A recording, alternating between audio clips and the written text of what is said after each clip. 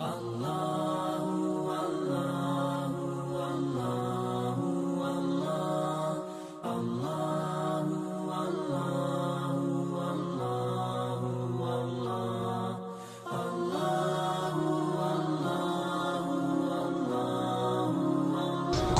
করার ক্ষেত্রে বিভিন্ন তরিকা লোকের আবিষ্কার করেছে। যেমন বলছে যে একটা ভাগ কুরবানি থেকে নিয়ে নেয়, বা 3 ভাগ করে এক ভাগ জমা রাখলো, তারপরে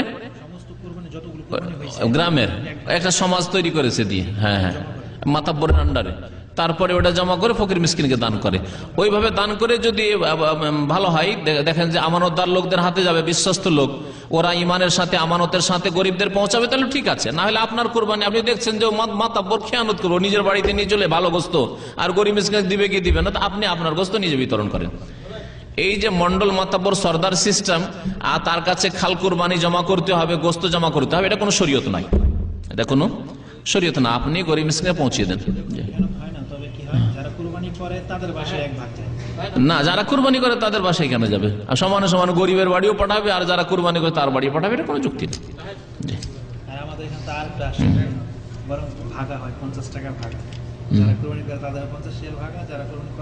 মানে 50 টাকা নিবে ওর কাছে,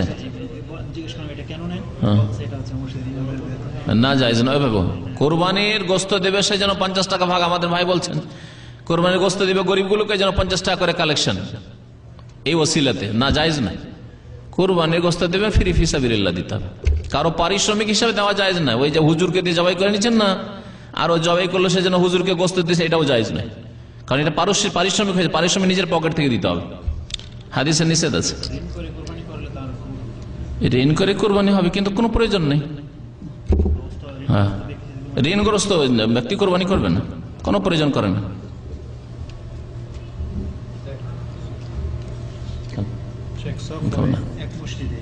নাস্তা করে 10:30, 11টা মনে, 10:30 শুরু করুন। একই মসজিদে 2 জামাত কেন হবে? একই মসজিদে 2 জামাত করবেন না। কোরবানি আকিকার আলোচনা হয়ে গেছে। আকিকা গরুতে নেই, গরু উঠে কোনো ভাগা নেই। আকিকাতে ছেলে হইলে 2টো খাসি, 2টো ভেড়া ভেড়ি, 2টো পুকুরি, আর যদি মেয়ে হয় তো 1টি। কেউ যদি গরু দিতে চান তাহলে গোটা গরু দেন, মিল। আবার প্রশ্নে ওঠে না, বললাম যে ভাগ নেই, তারপর আবার কুরবানিতে মিলাতে পারবে কিনা, কোন কথা হইল? বুঝেন না কথা, দেয় ভুল করে। আকিকার বিস্তারিত আলোচনা এর আগে হয়ে গেছে, 2-4-6 মাস আগে আছে, আলোচনাগুলি শুনতে পারবেন।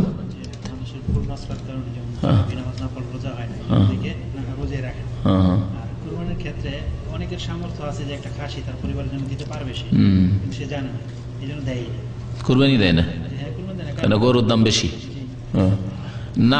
আমাদের ভাই বলছেন যে অনেকে হয়তো খাসি কুরবানি দিতে পারবে, কিন্তু অজ্ঞতার কারণে ও খাসি কুরবানি না দিয়েও দেখছে গরু তো দিতে পারবো না, আর খাসি তো দেবো না, কুরবানি দেয় না, না গুনাহগার হবে। যেই ব্যক্তি গরু কুরবানি দিতে পারবে না, গরুর ভাগ দিতে পারবে না, সেই ব্যক্তি খাসি দেবে। সবচাইতে উত্তম কুরবানি হচ্ছে উট, তারপরে হচ্ছে গরু গোটা গোটা, আর তারপরে হচ্ছে ভাগ, 1 ভাগ সমান 1টা বকরি, 1 ভাগ গরু অথবা 1 ভাগ উট সমান 1টা বকরি, খাসি, ছাগল, দুম্বা। জি,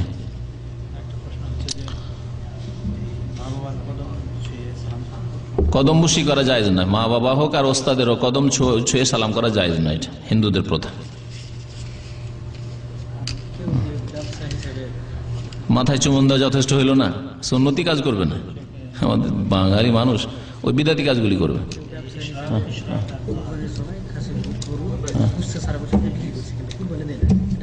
কোরবানি যার, বললাম তো, কোরবানি যার সচ্ছলতা আছে কোরবানি দেবে না, সে গুনাহগার হবে, গুনাহগার হবে।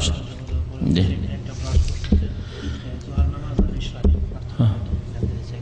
জোহার নামাজ, দোহা আর ইশরাকে পার্থক্য আছে কিনা, এই ক্ষেত্রে 2টি মত আছে। একদল বলছে 2টি আলাদা আলাদা নামাজ, সূর্য ওঠার পরে পরে যেটা হচ্ছে ইশরাক, আর দোহা যেটা একটু রোদ্রের তাপ বেড়ে যাওয়ার পরে যে নামাজটা হবে সেটা হচ্ছে দোহা। আর একদল বলছে না, 2টোই নামাজ একই নামাজ, নাম শুধু আলাদা আলাদা। ইশরাক সূর্য ওঠার পর থেকে শুরু করে মাথার ওপর সূর্য আসার আগ পর্যন্ত যে নামাজ পড়বেন সেটা দোহা ও ইশরাক। এবং শেখ ইবনে বাজ রাহমাতুল্লাহ আলাইহি এটা কি প্রাধান্য দিয়েছেন যে একই নামাজের 2টো নাম। যেমন তারাবি, কিয়ামুল লাইল, কিয়াম রমজান একই নামাজের কয়েকটি নাম, তাহাজ্জুদ সব একই নামাজের কয়েকটি নাম ওই রকমই। আল্লাহ আলাম।